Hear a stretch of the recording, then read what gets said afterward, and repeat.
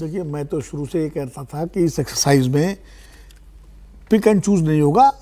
जो नहीं होंगे, जिनका नाम डबल होगा, जो वहाँ से विस्थापित हो चुके होंगे, वही नाम कटेंगे।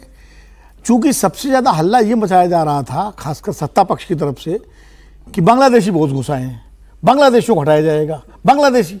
तो इसलिए विपक्ष को मौका मिल रहा था कि साहब मुसलमानों को बांग्लादेशी के नाम पर डिफरेंशिएट करने की कोशिश कर रहे हैं दोनों तरफ से, क्योंकि सारा नैरेटिव बांग्लादेशियों को बनाया जा रहा था कि बिहार में बांग्लादेशी बहुत घुसाए हैं।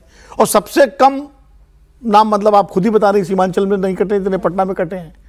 तो अगर सीमांचल में उतने नाम नहीं कटे, इतना पटना में कटे हैं, तो बांग्लादेशी कहाँ गए? लेकिन इसमें विजय जी कुछ और दूसरा एक डेटा रख रहे थे। वो किशनगंज विधानसभा का डेटा दे रहे थे। किशनगंज विधानसभा का बता रहा था कि किशनगंज विधानसभा में सबसे ज्यादा वोट कटे 49,348 या समथिंग लाइक दैट। लेकिन दोनों को देखें कि जो मुस्लिम बहुल जिले हैं 5 जिले, उनमें 9.5 लाख वोट कटे। कितने? 9.5 लाख वोट कटे, है ना। और मतलब मोटे तौर पर, और जो एनडीए के गढ़ हैं, तिरुपत जिसे कहा जाता है, उसमें 12.5 लाख वोट कटे।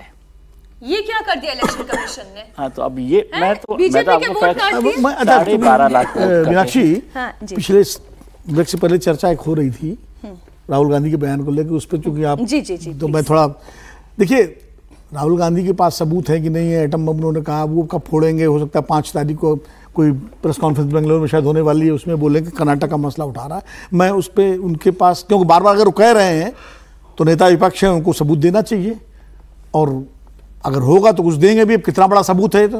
लेकिन एक सवाल जो बार बार मैं कहता हूँ, राहुल गांधी भी नहीं कह रहे हैं, कि जो एडीआर ने अपनी रिपोर्ट में कहा था इलेक्शन कमीशन की साइड से, कि वोट पोल और वोट काउंट में फर्क क्यों है। अगर 100 वोट डाले जाएंगे तो 100 ही गिने जाएंगे। ये कैसे होगा कि 100 डाले जाए, 105 या 110 गिन लिए जाए? करीब 5.5 लाख से ज्यादा वोट जो है एक्स्ट्रा गिने गए। तो ये एक सवाल, इसका एक क्रेडिबल जवाब ना राजीव कुमार जी ने तब दिया, ना अभी तक गणेश कुमार जी की तरफ से आया। तो ये कम से कम चुनाव आयोग को जो है इसका स्पष्टीकरण जरूर देना चाहिए, ताकि हमारे जैसे अज्ञानी लोगों को भी समझ में आए कि भाई ऐसा कैसे हुआ। ये वो भी डिजिटलाइजेशन के जमाने में, जब सब कुछ डिजिटल प्रक्रिया के तहत वोटिंग होती है, पूरी ईवीएम से वोट होते हैं, सब कुछ गिना जा सकता है। अच्छा, अब तो इनवैलिड वोट भी नहीं होते, पहले भी इनवैलिड वोटों का भी नंबर बताया जाता था। इनवैलिड तो अलग चीज है, इनवैलिड अलग होते थे, अभी भी बताए जाते हैं। हाँ। उसका जवाब राजीव कुमार जी की प्रेस कॉन्फ्रेंस में बहुत स्पष्ट था। वोट पोल और पहले से जो बैलेट वोट होते हैं, उन सबको जोड़कर सभी के नंबर सेम रहे हैं।